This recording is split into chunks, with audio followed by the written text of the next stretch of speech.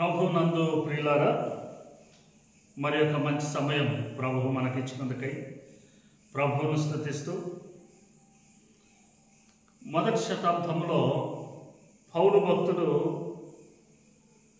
ప్రజలకు ఇలాగున జ్ఞాపకం చేశాడు. మేము చెప్పవలసినవి అనేక సంగతులున్నవి, కానీ మీరు వినుటకు మందులై ఉన్నందున వాటిని విశదపరచుట కష్టము. కాలమును బట్టి చూచితే మీరు బోధకులుగా ఉండవలసిన వారై ఉండగా, దేవోక్తులలో మొదటి మూల పాఠములను ఒకడు మీకు మరలా బోధింపవలసి వచ్చును. క్రీస్తునందు దేవుని వారలారా, ఆ దినాలలోనే పౌలు హెబ్రీలకు లేదా దేవుని ప్రజలకు ఈ విధంగా అంటున్నాడు.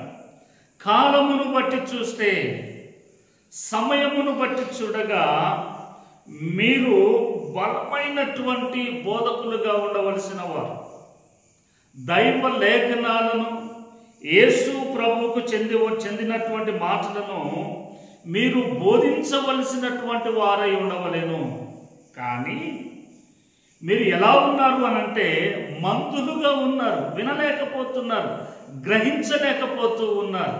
అందుకే మూల పాఠములను ఒకడు మీకు బోధించినట్లుగా మరలా మేము మీకు బోధించవలసి వచ్చును.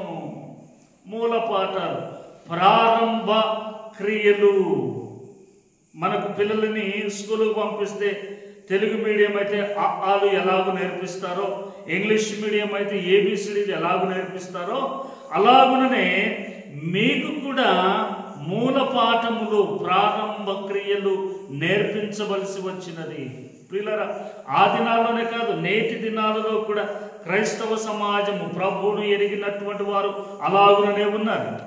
బలమైనటువంటి లోతైనటువంటి సంగతులను బోధించగా అర్థము చేసుకోలేకపోతున్నారు. కారణం ఏంటంటే బైబిల్ మీద అవగాహన లేదు, దేవుని వాక్యము మీద అవగాహన లేదు. దేవుని వాక్యము కంటే లోక సంబంధమైనటువంటి సంగతుల మీదనే వారి మనసు ఉంది. అందుకే దేవుని వాక్యము, దేవుని మాటలు మీకు ఎంత మాత్రము కూడా రుచించడము లేదు, ఎంత మాత్రము కూడా అర్థము చేసుకోలేకపోతున్నారు, ఎంత మాత్రము కూడా మీ హృదయములలోనికి వాక్యము వెళ్ళలేక ఉంది. అందుకే సమాజమంతా కూడా ఉదాహరణలు, బాహ్య ప్రపంచంలో జరిగే ఉదాహరణలోనికి వెళ్ళిపోతూ ఉన్నారు దేవుని వాక్యమును విడిచి. అందుకే నేను ఈ దినాన ప్రశ్నిస్తున్నాను, అడుగుతున్నాను, నీవు ఎక్కడ ఉన్నావు? నీవు కూడా లోక సంబంధమైనటువంటి ఉదాహరణలు వినడానికి ఉన్నావా, లేదా బలమైనటువంటి ఆహారమును భుజించడానికి నీవు సిద్ధముగా ఉన్నావా? ఎలా ఉన్నావో గ్రహించుకో. దేవుడు నిన్ను అలాగున నడిపించును గాక.